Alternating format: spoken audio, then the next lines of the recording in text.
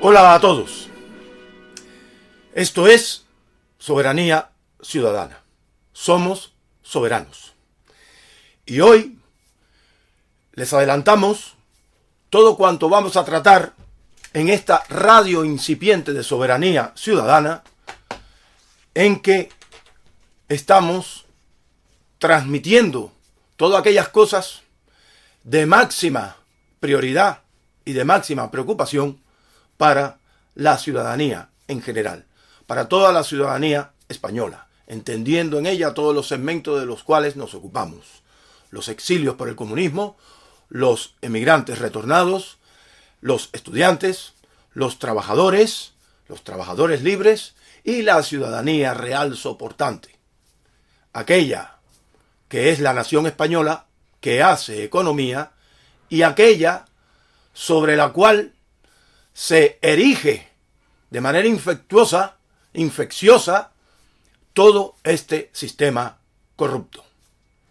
Y de corrupción vamos a hablar con esta nueva ley, que es una propuesta de ley, pero va a ser una ley sí o sí, llamada de amnistía. En realidad estamos asistiendo, y este es el título de la jornada de hoy, que va a acontecer a la noche. El título es la ley de amnistía constituyente. La ley de amnistía constituyente. Porque esto ya es el carpetazo total a España. Y lo explicaremos hoy. Adelantamos lo siguiente porque es importante una reflexión previa. Después, en el natural careo y las expresiones de todos los ponentes, algunas cuestiones, algunas comunicaciones o algunas conclusiones se pueden ir perdiendo. Vamos a solidificarlas ahora para poder tener un buen faro de guía a la hora de abordar todos los comentarios. Y empezamos por lo siguiente.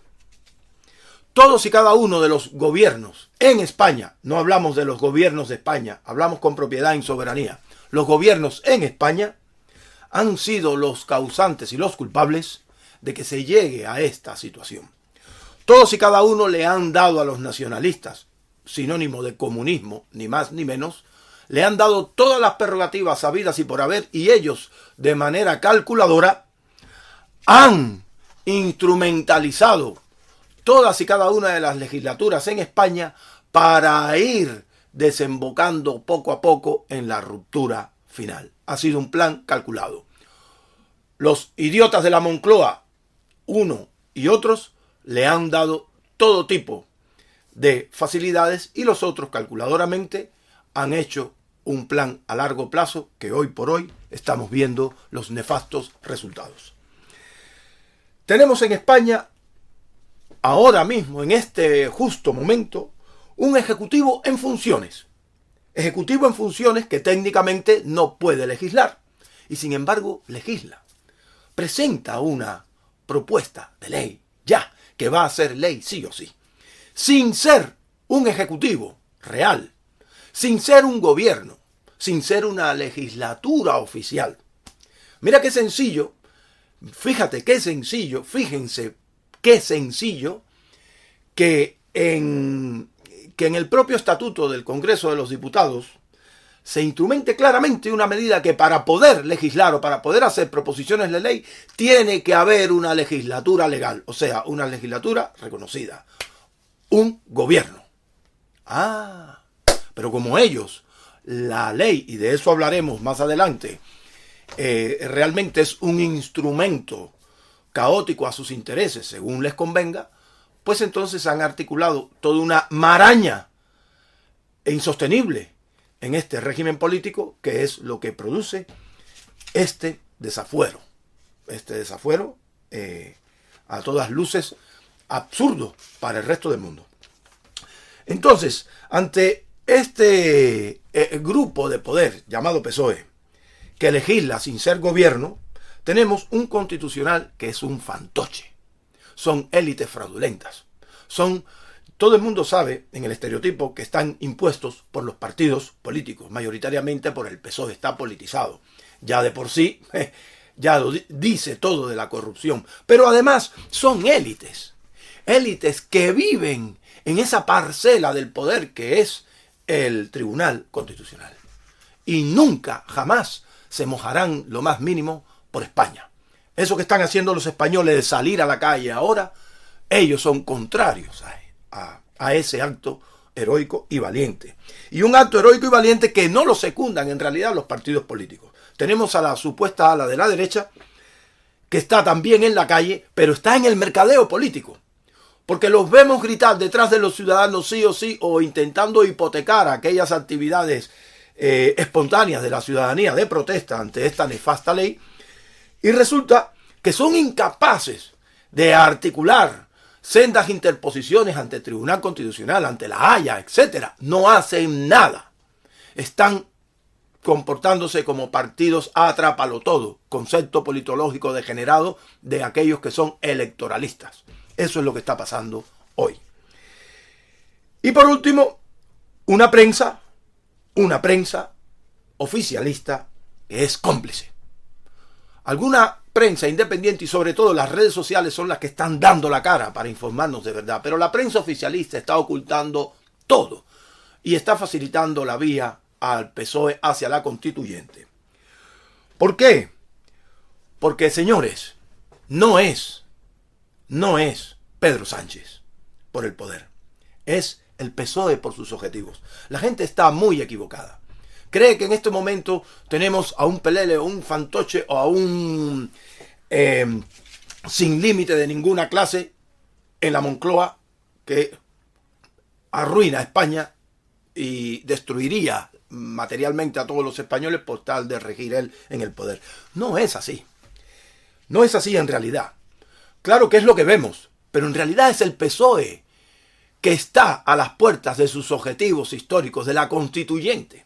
El PSOE es un entramado de poder jamás visto, no solamente en España, sino podemos decir que en toda Europa, que persigue sus intereses a corto, medio y largo plazo.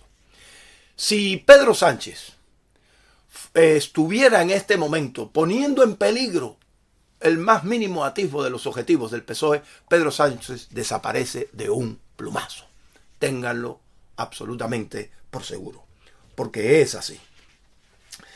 Entonces, el PSOE en este momento está aprovechando la situación extrema a la que hemos llegado, producto de los otroras de gobiernos de España, y la incoherencia jurídica que tiene este sistema, que es otro caldo de toda esta degeneración y favorable a este mal de males. Este sistema no es coherente jurídicamente y sobre todo en el derecho político, en ninguno de los derechos, pero en aquel en que tenga un mínimo de coherencia ni siquiera se aplica, se tergiversa, se degenera por aquellas élites supuestamente responsables de esa aplicación. Pues no lo hacen. Y tienen el camino fácil, estamos ya en plena constituyente. ¿Qué es una constituyente? Tiene un sonido que parece democrático. Pero les vamos a decir, vamos a desarrollar esta noche qué es una constituyente. Y se lo adelantamos ahora. Una constituyente es una vía de virar, de transformar, de cambiar el sistema político que se creó en la Tercera Internacional, en Moscú, en 1919, por el equipo de Vladimir Ilich Lenin. La constituyente plantea una opción más rápida y menos costosa para convertir a los países occidentales en comunistas. La primera era la violencia, aquella cacareada lucha de clases. Cuando les falló el obrero con tiempo, que ya empezó a fallar en aquellos primeros momentos del comunismo, con la guerra civil rusa, recurrieron a esta vía. ¿Y qué es una constituyente? Pues que el Partido Comunista, aquellos que están dispuestos, bajo el nombre que sea, a cambiar el sistema por un régimen comunista o neocomunista, se metan en todas las instituciones del Estado y sobre todo en la gobernación. Y una vez que lleguen a la gobernación, plantear una serie de situaciones técnicamente legales, aunque fuesen inconstitucionales, que el sistema no pueda hacer frente ante ello y ante un movimiento instigado en la calle por sus acólitos, proclamen un cambio de régimen. Ni más ni menos, eso fue lo que sucedió en Venezuela. Y eso es lo que está sucediendo en este momento en España. No tengan ni la más mínima duda. España ya ni siquiera es un régimen constitucional. España es un régimen precomunista en este momento. Ni más ni menos. Y sobre todo con una izquierda no solamente idiota. Una derecha no solamente idiota, sino totalmente incapaz y cobarde, que no hace el frente y que encima le hace hace política de continuismo, aquellos periodos instrumentales que fuerza la izquierda en España. Bueno, el modo de imponer la constituyente en España, agárrense, el rey. El rey es una élite más, no se llamen engaño. El rey solo busca sus intereses como cualquier cargo público en cualquier instancia de este Estado. El rey, según la Constitución, está obligado a firmar todo aquello que salga democráticamente, concepto degenerado y degenerante donde los haya, en este sistema, del Congreso de los Diputados. El rey, aunque le den a firmar una ley como esta que es inconstitucional, técnicamente no se puede negar. Y si se niega, entonces estaría faltando a su función dentro del propio sistema, dentro del entramado de la legalidad política en España. Y al faltar a eso, ¿qué haría la izquierda? ¿Qué haría la izquierda? Le acusaría inmediatamente de inconstitucional y automáticamente implementaría una serie de medidas por sí sola y como tendrían mayoría en el Congreso, las impondrían y más con el movimiento de agitación en la calle, crearían las condiciones para hacer un plebiscito sobre la corona y adiós rey. Y tendríamos de pronto ya directamente, pues el régimen venezolano, un régimen, le dicen ellos, social, para no llamarle comunista. Pero es el comunismo, no se llamen a la menor, no tengan ni la más mínima duda. Y si el rey hiciera lo contrario, ¿qué pasaría? El rey dice, bueno, pues tengo que firmar. Y firma una ley inconstitucional, una ley que va contra España y contra sí. Está contra la espada y la pared. Pues automáticamente tendríamos un periodo transitorio en que en lugar de tener una monarquía parlamentaria constitucional, como se autodefine este sistema, tendríamos una monarquía social. Monarquía social, le ponen el nombre más o menos para decir comunismo. Y una vez que pasen determinados actos que ya tienen previsto, automáticamente quitan el rey delante y ya automáticamente es la república. República, que el concepto de república no es el concepto politológico ancestral de la república. El gobierno sin monarquía, el gobierno de todos, de unos pocos para todos, se supone, esa es la teoría política, totalmente nefasta. No, la república en España significa comunismo. La república en España se habla de República Popular Democrática en España, que toda la suerte de países comunistas que se llaman así porque se creó en el Kremlin para la guerra civil, para la instauración del primer gobierno comunista tras la guerra civil, creyendo que la iban a ganar. No nos extendemos más.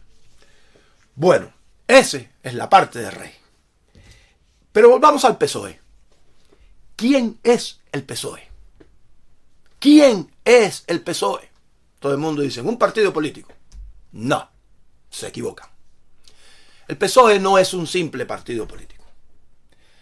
El PSOE es un entramado de poder tan grande, pero tan grande, que se ha venido gestando bajo el amparo de la otrora Unión Soviética y después bajo todo el amparo del tercer comunismo, ligado con el tercer comunismo, que estamos hablando todo lo que nos viene de Latinoamérica, desde Cuba a Venezuela hasta España. Es un entramado de poder tan grande que mina y tiene a gente en todas y cada una de las instituciones del Estado español, incluida en la corona. El PSOE tiene agentes que son claves en todos y cada uno de las instituciones en España. en el ejército, en la policía, en los servicios secretos, en la propia corona, en todo el entramado judicial, en todo el poder judicial y un largo etcétera. No. Y si vamos a la historia del PSOE, ahí tenemos todas las evidencias. 1879 se crea, proclamando que se crea para imponer en España mediante la violencia la dictadura del proletariado. 1919 es el alumno más aventajado de Lenin en la Tercera Internacional. 1934 ya viene apoyado por los rusos. 1934 produce el alzamiento de Asturias, que ya con ese acto nada más ya tendría que ser ilegalizado por siempre el PSOE. 1936 articula la guerra civil.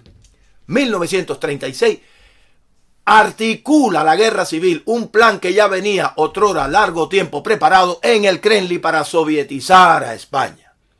Se desorienta y se adoctrina a nuestros hijos en las escuelas mintiéndole descaradamente sobre los orígenes de la guerra civil. Siempre hemos dicho que tenemos que hacer un programa exclusivo sobre eso. Es una de las grandes mentiras y los grandes descarrilamientos de la verdad para poder imponer la falacia del comunismo en España ahora. 1978.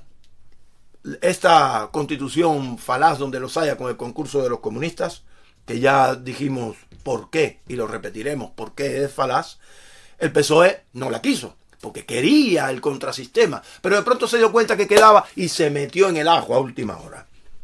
2004, los atentados de Atocha, los atentados más graves de toda la historia de España y de Europa. Sin embargo, no fue un atentado que viniese de fuera y quedó así certificado. Todo el mundo callado. ¿Quién en criminología, quién es el primer beneficiario? Empecemos la investigación por ahí. No se ha hecho absolutamente nada. Todo que investigar sobre la relación del PSOE con aquellos atentados, los peores y más criminosos sobre la población española. Y 2023. Lo mismo que en el 36, el asesinato de Calvo Sotelo a manos de pistoleros del PSOE. Fue ya la ruptura, el telón abierto para el desembarco de las tropas internacionales y empezar la guerra civil. Ahora se intenta asesinar a Alejo Vidal Quadras. ¿Quién crees que ha sido? ¿Un espontáneo? ¿Un espontáneo de la calle? ¿Uno adoctrinado por la izquierda? Ni de coña, no tienen esa capacidad. No es posible. Es un sicario. Un sicario que, por cierto, en las últimas noticias resulta que en Granada se lo acaban de liquidar para que no hable. Como aquella peli del Padrino, ¿se acuerdan? Cuando le hacen el atentado para que no hable el propio de dentro, le pega un tiro al sicario. Pues así mismo. Eso es el PSOE. Y en esa estamos. La culpa de todo esto, ¿quién la tiene? El sistema. Este sistema político, que es un sistema nefasto, delusor, es un sistema que no representa a la ciudadanía, es un sistema que favorece a los comunistas en el mundo y lo favorece más que nada en España. El sistema es el culpable. Cambiando este sistema se arregla todo y esa es la parte final de la que vamos a hablar. Pero antes, y es válida y muy necesaria, enriquecedora además, esta extensión, hablemos de esta ley de amnistía. O de este proyecto de ley de amnistía que va a ser ley sí o sí, le guste a quien le guste, no le guste a quien no le guste. Es un proyecto de 21 páginas, de las cuales 11, tiene narices, 21 páginas, y de las cuales 11 son solo justificación, forzamiento de la razón, degeneración de la razón, aquello que en las legislaciones ellos le llaman exposición de motivos, que no es más que justificar la ley, torticeramente. Aquellas leyes que ya la mayoría no son justificables y como la mayoría son aparentes y justamente, subrepticiamente lo que hacen es favorecer a aquello que supuestamente combaten, porque es así instrumentalizadamente, está más. Pues 11 páginas. Y en esas 11 páginas intentan de manera torticera y muy rocambolesca y rebuscada, intentan relacionar esta amnistía con la amnistía que dio origen en el 78 para hacer la Constitución española. Eso ya se veía venir. No es ni meramente comparable, pero tampoco tiene importancia. Lo que sí tiene importancia son sus 16 artículos. 16 artículos que no solo refieren a la amnistía sobre los hechos de Barcelona de 2014. No. Estos artículos no solamente son retroactivos. Van a favorecer en lo sucesivo todo acto que se acometa por la ruptura de España en Cataluña, en la Comunidad Vasca. No nos gusta decir en soberanía País Vasco. No es un País Vasco, es la Comunidad Vasca. En la Comunidad Vasca, en Baleares y aquí en Galicia, donde hay virulentamente una de las izquierdas que más odio y más degeneración profesa contra España y contra la ciudadanía. Y después también favorecerá, entre otras cosas, a todos los casos de corrupción del PSOE. A Jordi Pujol, a Manuel Chávez, a José Antonio Griñán y a todos y cada uno de esos delincuentes y criminosos que estamos hasta los cataplines, los españoles, de estar soportando y financiando a estos hijos de P.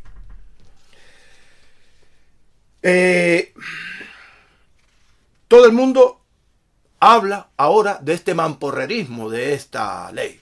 Es la estrella del momento. Nadie habla de las realidades que se están acometiendo contra el ciudadano. Ya hablamos desde el asesinato de Alejo Vidal Quadras, porque no es solamente un intento, es perpetrar el asesinato. Otra cosa es que lo hayan matado o no. Y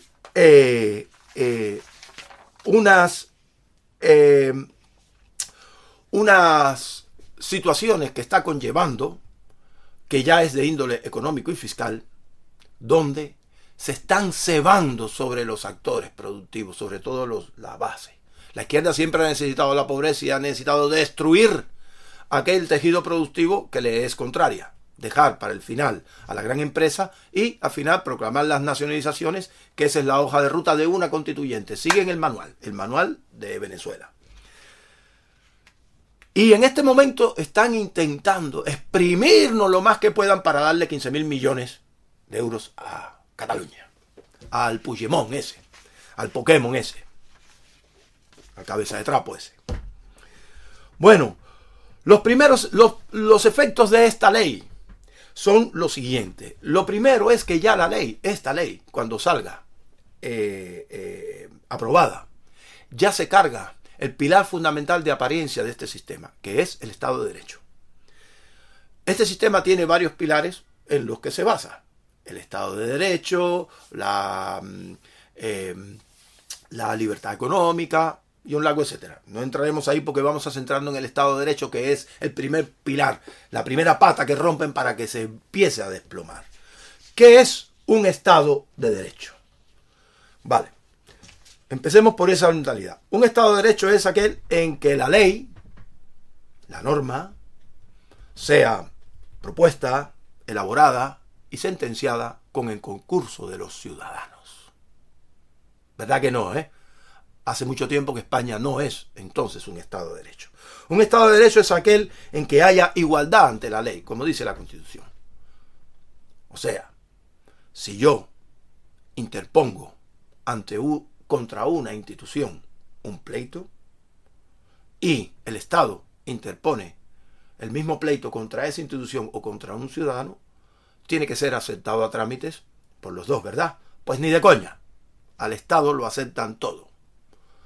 Y por aquella falacia de la capacidad potestaria, que no es más que la dominación y la tiranía.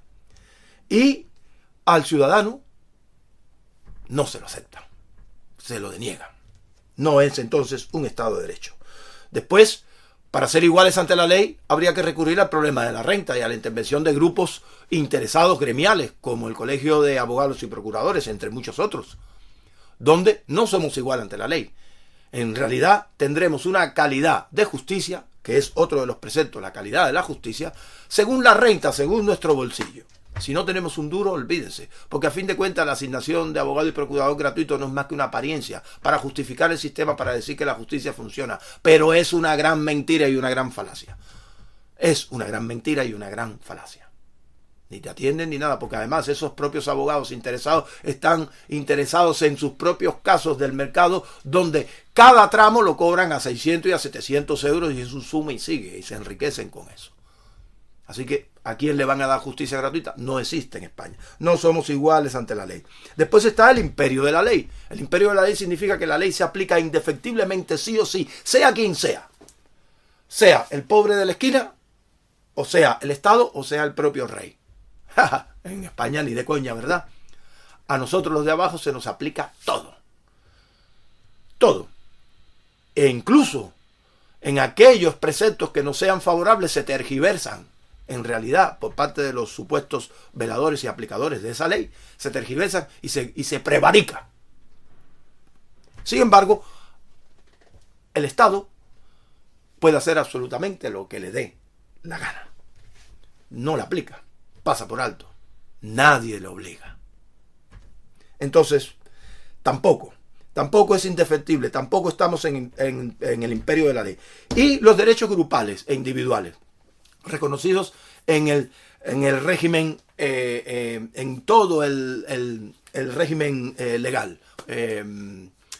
legislativo, con todo el régimen legislativo. Bueno, esos derechos tan cacareados que tiene la gente en este momento como ciudadanos y como tal, no son dados nunca al ciudadano. Soberanía Ciudadana dice que para que esos derechos grupales e individuales sean dados y sean materialmente reales, el ciudadano o el depositario de esos derechos tiene que recibirlos sin actuar en conflicto con ningún entorno. Sin embargo, para poder hacer valer esos derechos suyos, el derecho a la vivienda, el derecho al trabajo, el derecho que le dé la gana, no se me ocurre ahora hasta los más elementales.